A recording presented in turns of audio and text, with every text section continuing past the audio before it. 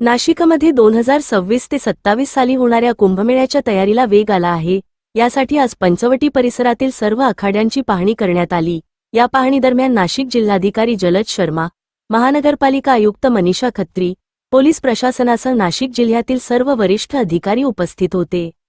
यावेळी विविध आखाड्यांच्या प्रमुखांनी आपल्या विविध अडचणी मांडल्या, तर प्रशासनाने त्या समस्यांचा सविस्तर आढावा घेत उपाययोजना करण्याची ग्वाही दिली। कुंभमेळा सुरळीत आणि भव्यदिव्य पार पडावा यासाठी प्रशासनाकडून मोठ्या प्रमाणात नियोजन सुरू आहे। याबाबतची अधिक माहिती जिल्हाधिकारी यांनी दिली आहे।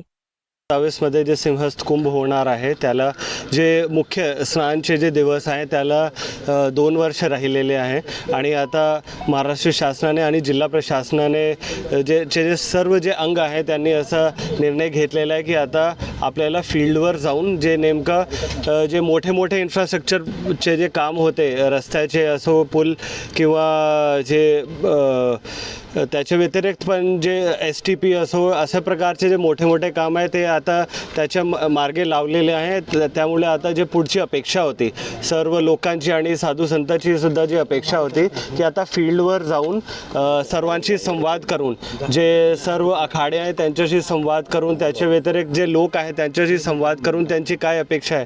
कुंभमेळा खरा साधू संतांच्या आणि लोकांच्या असते, तर त्यांची काय अपेक्षा आहे ते जाणून घेण्यासाठी आता आम्ही फील्डवर जाणं सुरू केलेलं आहे। सर्वांना माहीत आहे की 29 तारीखला त्र्यंबकेश्वरमध्ये सुद्धा अशा प्रकारचा दौरा घेण्यात आला होता आणि आता आम्ही नाशिक शहरामध्ये जे कुंभमेळ्याशी संबंधित मुख्य स्थान आहे तिकडे आज पाहणीचा दौरा करतोय।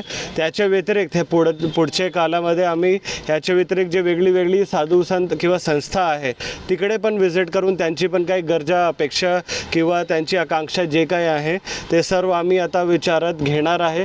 त्याच्या व्यतिरिक्त सर्वसामान्यांशी संवाद साधण्याचे पण वेगळे माध्यम आम्ही आता सुरू करत आहोत, ज्याच्यातून कुंभमेळा जे साफ, सुरक्षित, हरित आणि लोकांना एक वेगळा अनुभव देणारा कसा असावी ह्याच्यासाठी प्रत्येक माणसाची सुझाव घेऊन आम्ही पुढे जाणार आहे।